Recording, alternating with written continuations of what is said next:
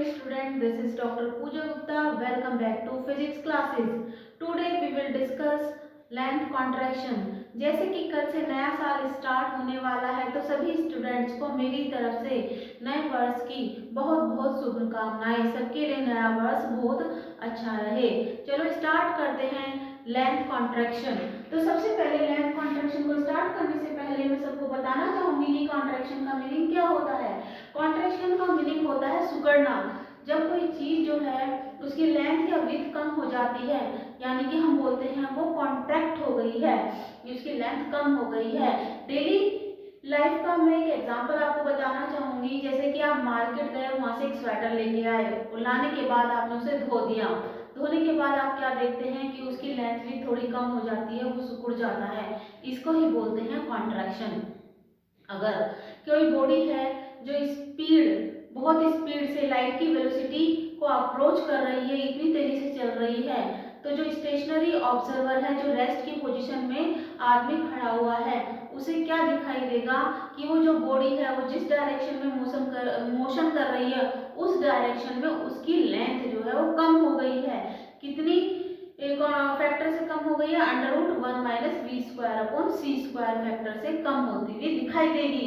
किस डायरेक्शन में? जिस डायरेक्शन में बॉडी मूव करेगी, केवल उस डायरेक्शन में। और परपेंडिकुलर डायरेक्शन में बॉडी मूव नहीं करती तो उस डायरेक्शन में कोई भी रिलेटिव मोशन नहीं होगा, जिससे उस डायरेक्शन में लेंथ पर कोई इफेक्ट नहीं पड़ेगा। ठीक है, इसकी डेफिनेशन मैंने बोर्ड पे लिख भी दी है, आप इसे नोट भी कर सकते हैं। इफ एपियर्ड लेंथ यानी कि रेस्ट में जो ऑब्जर्वर हुआ है, रेस्ट में जो ऑब्जर्वर खड़ा है, जो वो लेंथ मेजर करेगा उसे बोलेंगे appeared length. If appeared length of the moving body is decreased, कम हो जाएगी, in the direction of motion, जिस मोशन में बॉडी मूव कर रही है, by the factor √1 - v²/c², that is it is called length contraction. ठीक है, इसे बोलते हैं हम लेंथ कॉन्ट्रैक्शन। अब हम इसे प्रूव भी करेंगे, और प्रूव करने के लिए हम सेम प्रोसेस लेंगे। दो फ्रेम ऑफ रेफरेंस ले लिए हमने, S' और S' moving frame of reference है, और जो S है वो रेस्ट फ्रेम ऑफ रेफरेंस है। S' हमने मान लिया कोई ट्रेन है, ठीक है, जो S के रेस्पेक्ट में v वेलोसिटी से x डायरेक्शन में मूव कर रही है। किस वेलोसिटी से?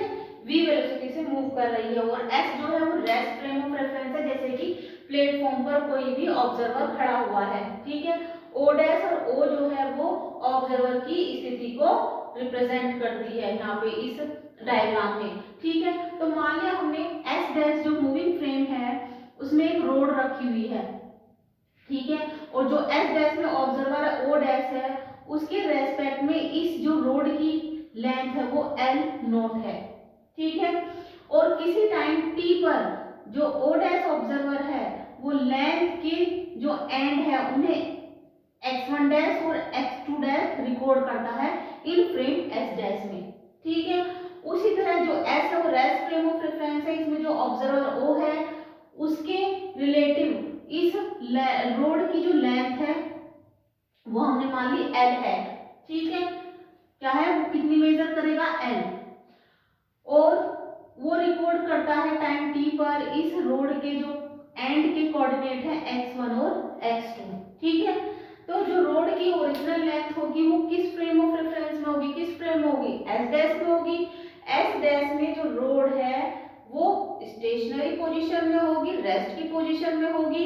तो जो फ्रेम S' में ऑब्जर्वर है वो रोड की प्रॉपर लेंथ कितनी मेजर करेगा? L0, और वो कितनी होगी? x2' - x1'।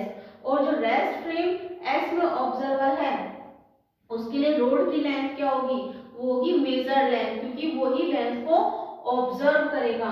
तो जो हमारी ऑब्जर्व लेंथ होगी वो हमने मान लिया L है, और L कितनी होगी? x2 - x1। मान लिया ये क्या है? रोड है। ठीक है, हमने मान लिया इसकी लेंथ L है। तो L कैसे निकालेंगे? इसके हमें क्या चाहिए? इस वाले सिरे के कोऑर्डिनेट चाहिए और इस वाले सिरे के कोऑर्डिनेट चाहिए। अगर हमें इसके कोऑर्डिनेट पता होंगे तो हम माइनस करके पूरी की लेंथ निकाल सकते हैं। जैसे मान लिया इसकी कोऑर्डिनेट 5 है और इसके 10 है, तो कितनी हो जाएगी? 10 - माइनस 5 इज इक्वल टू 5, तो 5 मीटर मान लिया हमने, या 5 इंच इस पैन की लेंथ हो गई। ठीक है, अब इसी तरह इस रोड की लेंथ को हम मेजर कर लेंगे। ठीक है, तो हमने बोर्ड पे लिखा है let x1 dash and x2 dash be the coordinate of the ends of the road as seen by an observer in frame s dash. ठीक है, जो s डैश में ऑब्जर्वर है उसके रेस्पेक्ट में इस रोड के जो कोऑर्डिनेट हैं वो x2 डैश और x1 डैश हैं। ठीक है, तो s डैश में रोड की जो लेंथ है वो कितनी हो जाएगी, L naught is equal to x2 dash minus x1 dash. ठीक है, तो रोड जिस फ्रेम में रेस्ट की पोजीशन में होगी उसी फ्रेम में जो ऑब्जर्वर है उसकी प्रॉपर लेंथ मेजर करेगा। ठीक है, and the length of the road in frame S dash is equal to frame S is to L is equal to x2 minus x1। L is the observe length या measure length in frame S। ठीक है, तो ये आ गई हमारी equation number first और equation number second. Clear students, कोई प्रॉब्लम तो नहीं है? अगर आपको कोई प्रॉब्लम हो तो प्लीज मुझे कमेंट करके जरूर बताइएगा। ठीक है, इसको हम ऐसे भी समझ सकते हैं, मान लिया एक ट्रेन है, एक ट्रेन जो है वो v वेलोसिटी से जा रही है। ठीक है, उसमें एक ऑब्जर्वर बैठा हुआ है इस रोड को लेके ऐसे। ठीक है, तो मूविंग फ्रेम में ट्रेन में जो ऑब्जर्वर बैठा हुआ है उसके रेस्पेक्ट में इस रोड की जो लेंथ होगी वो प्रॉपर लेंथ होगी, क्योंकि उसमें वो क्या होगा, रेस्ट की पोजीशन में होगा। अब प्लेटफॉर्म पर जो ऑब्जर्वर खड़ा हुआ है उसके रेस्पेक्ट में ट्रेन क्या है, मूविंग पोजीशन में है। अब ट्रेन मूविंग पोजीशन में है तो ये रोड भी उसके रेस्पेक्ट में मूविंग पोजीशन में होगी, तो उसे जो रोड की लेंथ है वो कम होती हुई दिखाई देगी। कितने फैक्टर से, under root 1 minus B square upon सी स्क्वायर फैक्टर से। इसे हम प्रूव भी करेंगे। ठीक है, तो फ्रेम S डैश में रोड की लेंथ कितनी है, L naught is equal to x2 dash minus x1 dash. ठीक है, और फ्रेम S में रोड की लेंथ क्या हो जाएगी, L is equal to x2 minus x1। अब हम क्या निकालेंगे, इस बात को प्रूव करेंगे by the help of Lorentz transformation. अब लोरेंट ट्रांसफॉर्मेशन क्या कहती है, x2 dash is equal to x2 minus v d upon under root 1 minus v square upon c square होता है, और इसी तरह x1 dash is equal to x1 minus v d upon under root 1 minus v square upon c square हो जाएगा। This is the equation of the Lorentz transformation in the position and time coordinate. ठीक है, तो from equation first में क्या है, L naught is equal to x2 dash minus x1 dash. अब हम x2 डैश और x1 डैश की यहां से वैल्यू पुट कर देंगे इक्वेशन नंबर फर्स्ट में, तो देखो क्या आ जाता है, L naught is equal to x2 minus vd upon under root 1 minus v square upon c square minus x1 minus vd upon under root 1 minus v square upon c square.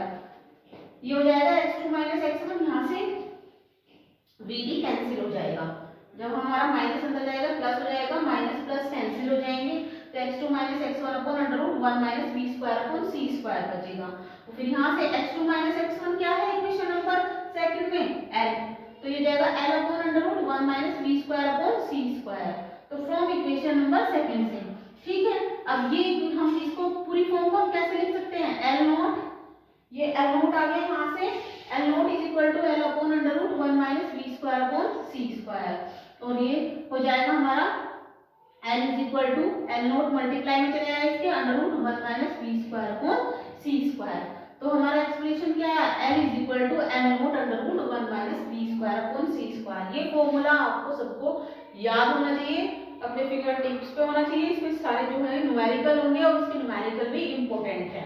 तो L is equal to क्या जाएगा, L naught under root 1 minus v square upon c square, जहाँ L क्या है हमारी appeared length. ठीक है, यानी कि फ्रेम S में जो ऑब्जर्वर है उसे इस रोड की जो लेंथ है, अपीयर्ड लेंथ कितनी हो जाएगी, L is equal to L naught under root 1 minus v square upon c square. और L नोट क्या है, ओरिजिनल लेंथ है, जिस फ्रेम में रोड रखी हुई है उस फ्रेम में रोड की जो लेंथ होगी वो ओरिजिनल लेंथ होगी।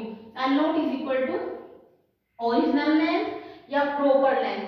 ठीक है, L is equal to appeared length, observe length, measured length या इम्प्रॉपर लेंथ। ठीक है, जो लेंथ वेरी करेगी that is called the improper length, इसे हम बोल देते हैं प्रॉपर लेंथ भी, प्रॉपर लेंथ। ठीक है, और ये होगी हमारी ऑब्जर्व लेंथ या इम्प्रॉपर लेंथ। अब देखते हैं हमारा ये जो एक्सप्रेशन आया है निकल के, इससे रिजल्ट क्या आते हैं। देखो इससे रिजल्ट क्या आएंगे रिलेटिविटी में। अगर हम इसे रिजल्ट निकाले v की अलग अलग पोजीशन पर, इसके हमारे लेंथ में क्या इफेक्ट पड़ता है, इससे हम इस एक्सप्रेशन से देखेंगे। ठीक है, नोट तो सबने कर ही लिया होगा। ठीक है स्टूडेंट्स, देखो अब इसके रिजल्ट देखेंगे क्या आते हैं। फर्स्ट, इस एक्सप्रेशन से क्या क्या कंक्लूजन्स निकलते हैं। कंक्लूजन्स, क्या क्या कंक्लूजन्स निकलते हैं। ठीक है, इस वाले रिजल्ट के क्या क्या परिणाम निकल कर आते हैं। If first v is very very less than c। ठीक है, अगर हमारी जो बॉडी हम ले रहे हैं, रोड ले रहे हैं, जो रोड की वेलोसिटी है वो लाइट की वेलोसिटी से बहुत कम हो। ठीक है, यानी कि जो फ्रेम s डैश है वो s के रेस्पेक्ट में बहुत कम वेलोसिटी से चल रहा हो। v is very very less than c, light की वेलोसिटी से बहुत कम वेलोसिटी से चल रहा है। यानी कि मान लिया हमने v इज इक्वल टू 0 ही हो गया, गैलीलियन ट्रांसफॉर्मेशन हो गई। अगर किसी भी बॉडी की वेलोसिटी लाइट की वेलोसिटी से बहुत कम है तो जो हमारे रिजल्ट होंगे उनमें ज्यादा चेंज नहीं आता।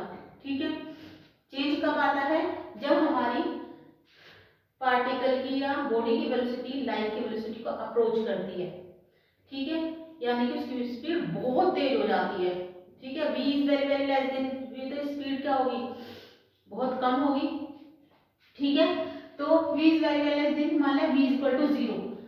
अब यहाँ पे इस एक्सप्रेशन में L is equal to L naught under root 1 minus v square upon C square में v इज इक्वल टू 0 रख दोगे। 0 upon c is equal to क्या आ जाएगा, 0 आ जाएगा। ठीक है, तो कितना आ जाएगा, 0 हो जाएगा, तो पूरा 1 minus 0 is equal to 1, L is equal to L naught.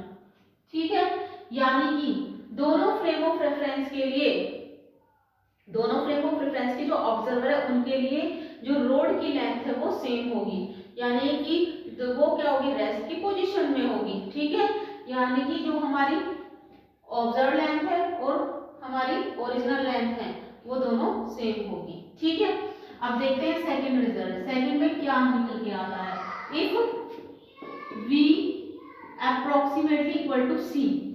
ठीक है, इक्वल टू c हो जाए, v कंपैरेबल हो जाए लाइट की वेलोसिटी c के। मान लिया v इज इक्वल टू 4 है, c इज इक्वल टू 5 है, दोनों कंपैरेबल इक्वल है, आसपास ही है। अब इसमें वैल्यू पुट कर दो, L is equal to L naught under root 1 minus v square upon c square में। मान लिया L नॉट क्या है, 1 मीटर है। ठीक है, हमने मान लिया। अब हम इसमें रखेंगे L इज इक्वल टू 1 रख दिया, अंडर रूट 1 माइनस 4 का स्क्वायर 16 अपॉन 5 का square 25, L is equal to under root ये हो जाएगा 25 minus 16 upon 25, under root 9 upon 25, ये हो जाएगा 3 अपॉन 5। अब ये कितना हो जाएगा, 0.6। तो L इज इक्वल टू कितना है, 0.6 आया, और L हमने माना था 1 मीटर, तो ये क्या होगा, L is less than L naught. ठीक है, यानी कि जो मेजर्ड लेंथ है वो क्या हो जाएगी, कम हो जाएगी ओरिजिनल लेंथ से। ठीक है, यानी कि कहने का मीन्स क्या है, इस रिजल्ट से क्या निकलता है, अगर हमारे फ्रेम एज डैश जो है वो लाइट की वेलोसिटी के कंपेरेबल वेलोसिटी से मूव करने लगे तो जो हमारी लेंथ है L वो क्या हो जाएगी, कॉन्ट्रैक्ट कम हो जाएगी, L is less than L not. ये रिजल्ट से निकल के भी आ रहा है, ये होता है, ऐसा नहीं कि इमेजिनरी चल रहा है कुछ। ठीक है, ये कोई काल्पनिक चीज नहीं है, ये होता है। तो कितनी आई, हमने निकाल के लिया 0.6, तो हम कह सकते हैं L is less than L naught. That means the observed length is less than original length. अब थर्ड रिजल्ट देखो, अगर v is equal to c हो जाए, वैसे तो हो नहीं सकता, अगर v is equal to c हो जाए तो यहाँ पे रखो v is equal to c, c रखेंगे तो कैंसिल हो जाएगा, c स्क्वायर 1 माइनस 1 0, यानी कि L कितना आ जाएगा हमारा 0। ठीक है, अगर हमारा जो फ्रेम एस डैश है वो c से चलने लगे, लाइट की वेलोसिटी की स्पीड से चलने लगे, जो हमारा एस में ऑब्जर्वर है उसके लिए जो लेंथ होगी, रोड की लेंथ क्या हो जाएगी, 0 हो जाएगी। उसे जो हमारी छड़ है वो एक पॉइंट की फॉर्म में दिखाई देगी, केवल क्या दिखाई देगा, ये ना दिखाई देगा, एक पॉइंट दिखाई देगा, ठीक है। यानी कि इन्फिनेटिव की बात चली गई। इन्फिनेटिव पे अगर कोई भी चीज चली जाए, आप देखते हो जब ट्रेन आपसे बहुत दूर चली जाती है तो एक पॉइंट पे जाके वो आपको बस एक बिंदु की फॉर्म में दिखाई देती है, ठीक है। तो सेम वही कंडीशन है अगर फ्रेम एस डैश सी से चलने लग जाए, ठीक है, तो एस में जो ऑब्जर्वर है उसे जो छड़ है वो एक बिंदु की फॉर्म में दिखाई देगी, ठीक है। ये इसके तीनों रिजल्ट है। अब फोर्थ रिजल्ट क्या आता है, जिस डायरेक्शन में बॉडी मूव कर रही है उस डायरेक्शन में लेंथ कॉन्ट्रैक्टेड होगी। वाई और जेड डायरेक्शन में कोई भी रिलेटिव मोशन नहीं हो रहा है तो उसमें कोई भी कॉन्ट्रैक्शन नहीं होगा, ठीक है। अब फिफ्थ रिजल्ट आता है कि इसका रेसिप्रोकल भी उतना ही ट्रू है, यानी कि अगर दोनों फ्रेम ऑफ रेफरेंस में 1 मीटर की रोड रख दी तो दोनों को एक दूसरे के रेस्पेक्ट में, जो ऑब्जर्वर है फ्रेम ऑफ रेफरेंस में दोनों में जो ऑब्जर्वर है उन्हें एक दूसरे के रेस्पेक्ट में रोड की जो लेंथ है वो √1 - v²/c² फैक्टर से कम होती हुई दिखाई देगी, ठीक है। That is a length contraction. Thank you very much.